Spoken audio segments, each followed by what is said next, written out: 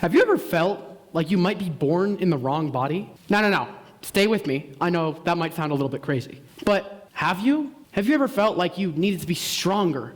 Like you needed to be taller? Like you needed to be different? Well, if you have, you could be experiencing body dysmorphia or gender dysphoria. But what do those words mean? What's the difference?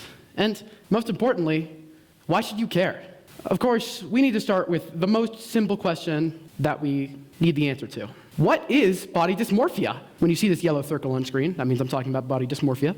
Body dysmorphia is a mental health condition where you have difficulties with your body image and believe that your body has defects. This is an official definition, however, I prefer to interpret it in my own way. Body dysmorphia is when you see a flaw within yourself, within your body, that you think about constantly, and it's something that weighs down on you and affects you every day. Myself, I've gone through some experience with body dysmorphia, namely at age 12. At age 12, I was diagnosed with type 1 diabetes, and this had an impact on my life, but not that large of an impact. The only thing that really changed is I had to put a needle in myself every couple hours, which is not the worst thing that could happen. But at age 13, I realized that I was dysmorphic about it. BDD stands for body dysmorphic disorder. And I realized at this time that I felt really different about this compared to most other things in my life. I saw it as so much more of an issue than it was.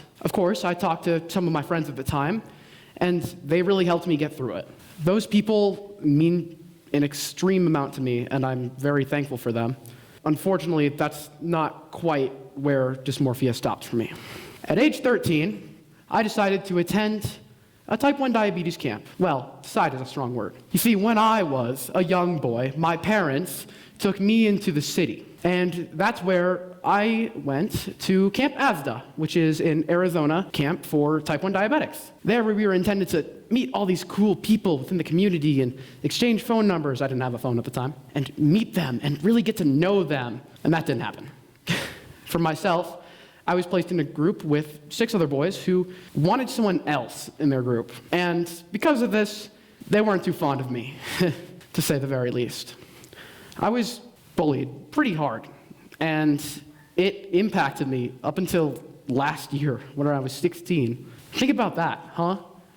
How it took 3 years for me to get over the bullying.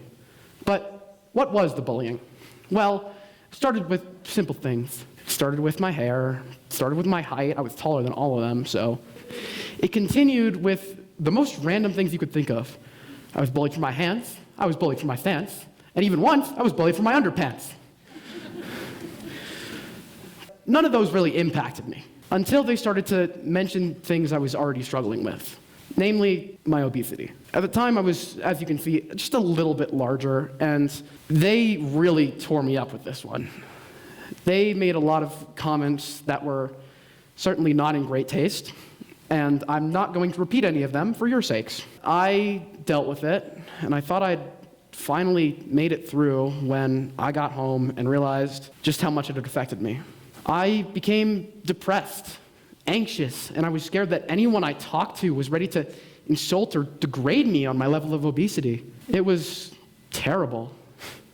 At age 14, I decided to join theater.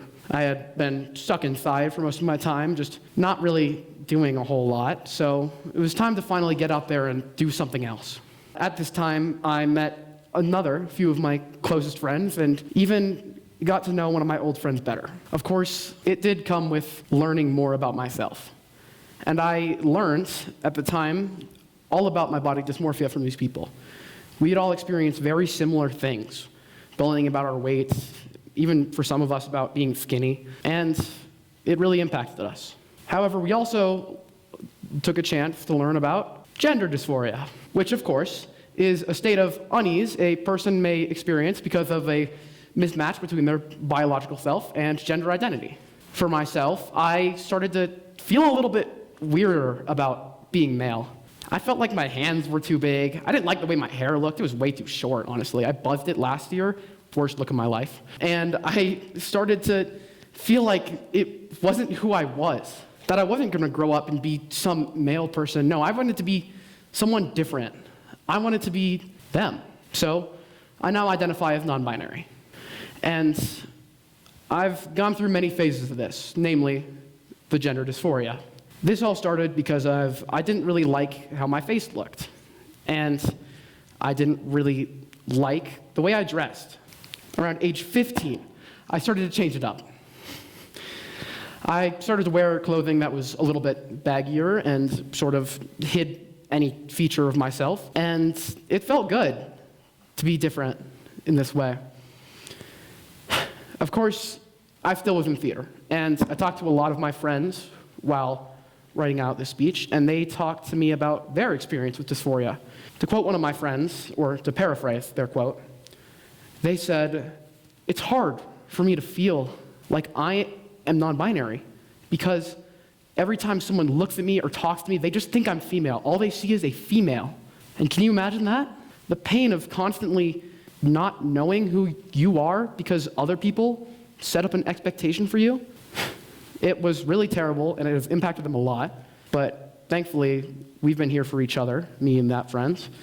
So we've been able to discuss our dysphoria with each other. Finally, last year, I decided to grow my hair out and start wearing clothing that was more fitting for me, I felt. I finally came out at this time as non-binary to my parents, who were very supportive. And for that, I am greatly appreciative. For example, I just kind of told my mom on a whim in the car one day, and she was like, "Okay, cool." Just like that? It's that easy?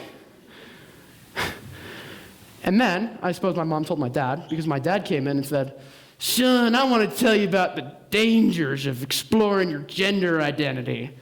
And naturally, I started to cry, because I was like, "Oh, I'm about to get thrown out of the house." And then I started to cry, and he goes, "No, I'm just kidding. I love you, and it's okay." I was mortified, but I was so happy. I finally felt like I was supported, and I was who I wanted to be. It meant the world to me. And at this time, I feel as though I've conquered my gender dysphoria. However, there are so many people that still experience it. A lot of people are afraid to come out to their parents because they don't think they'll be supportive. And some know this, and some don't. For example, one of my friends came out, and their parents still use a different name and pronouns behind their back, or so they've told me. The other friend, who I mentioned earlier, still cannot come out to their parents. Thankfully, they're a senior this year, so they don't have to go through it for very much longer, and then they can finally identify in the way they want to. But until then, they feel like they're not themselves.